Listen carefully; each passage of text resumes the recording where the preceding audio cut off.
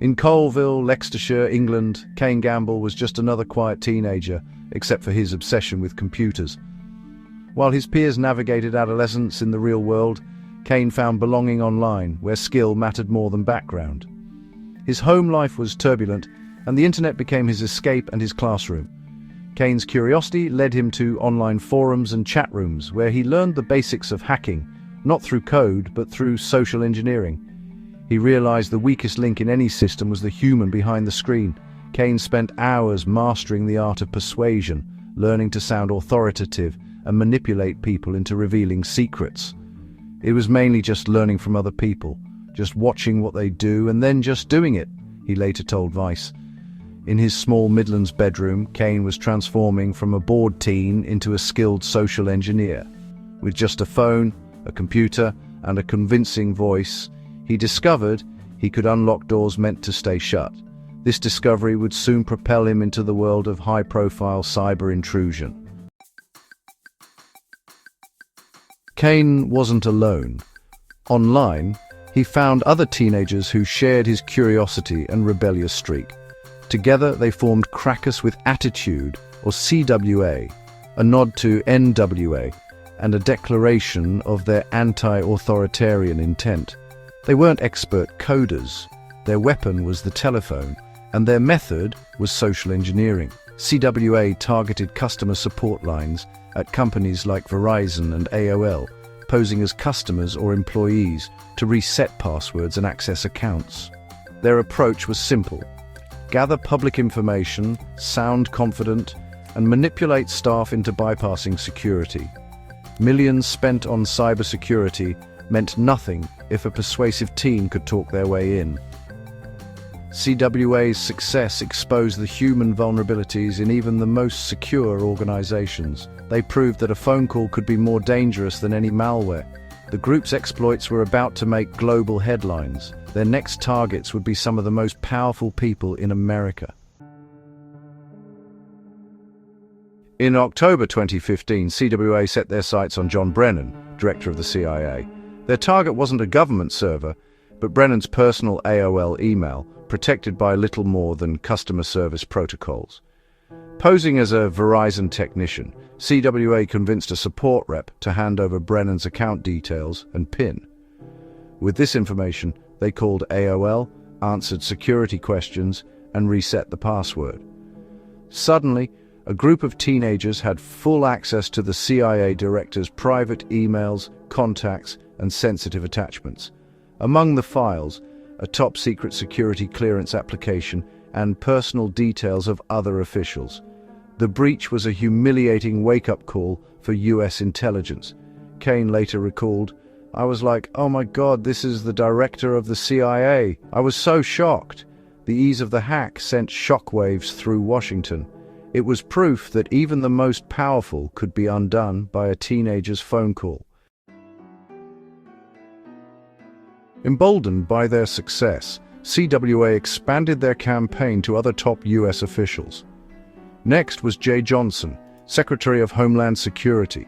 Using the same tactics, they accessed his Comcast account and listened to his voicemails. They taunted Johnson by posting a recording online, turning private humiliation into public spectacle.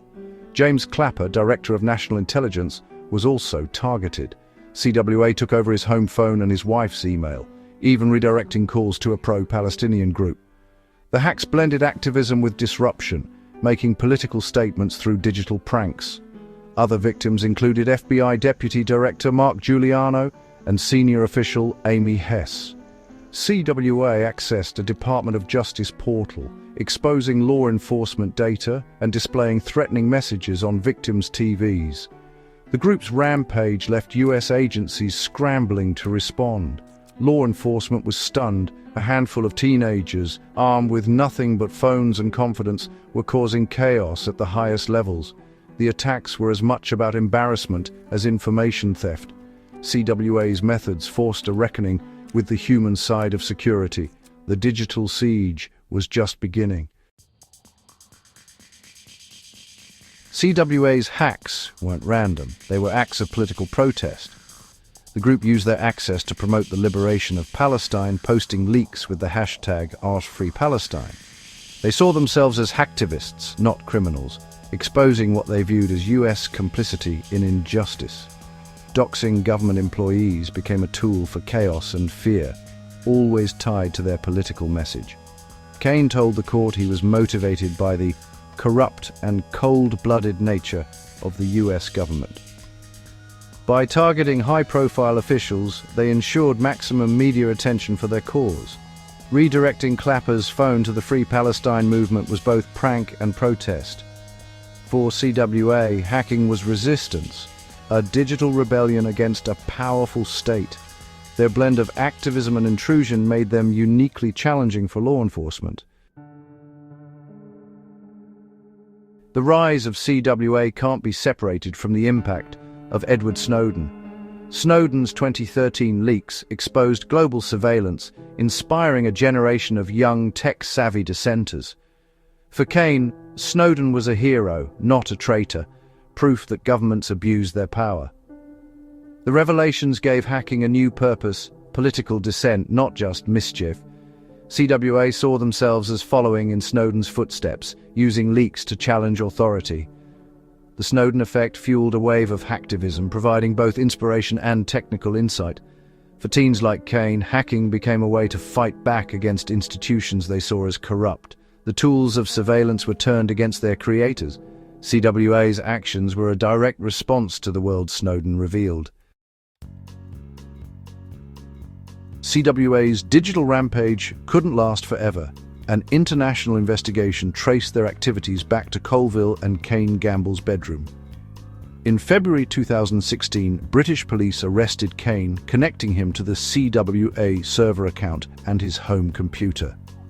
Tried as a youth, Kane faced 10 counts under the UK's Computer Misuse Act. Prosecutors painted him as a politically motivated cyber terrorist, not just a prankster. In 2018, at age 18, Kane was sentenced to 2 years in youth detention, with strict internet restrictions. The thrill of hacking was replaced by the reality of prison. Kane's brief but notorious career as a teenage hacktivist had ended. While Kane faced justice in the UK, US authorities hunted CWA's American members. The FBI, working with telecom companies, identified Andrew Otto Boggs in Curzio and Justin Gray Liverman, D3F4ULT. Both were arrested and charged with conspiracy, computer fraud, and identity theft. Liverman received 5 years in prison. Boggs got 2. The case forced US agencies to rethink their focus on high-tech threats, realizing the danger of low-tech social engineering. New protocols and training were introduced to harden call centers against phishing attacks. The hunt for CWA was about more than arrests. It was about strengthening human defenses. The legacy of CWA changed how organizations approached security. Kane Gamble's stories are a cautionary tale for the digital age. CWA proved that the human element is the weakest link in any security system. Their attacks forced companies and governments to overhaul authentication and staff training. The case exposed the vulnerability of public figures and the need for personal responsibility in cybersecurity. Beyond the technical lessons, it reignited debates about privacy, surveillance, and the line between protest and crime. Kane's actions, rooted in political grievance, challenge us to consider how we treat young, neurodivergent offenders.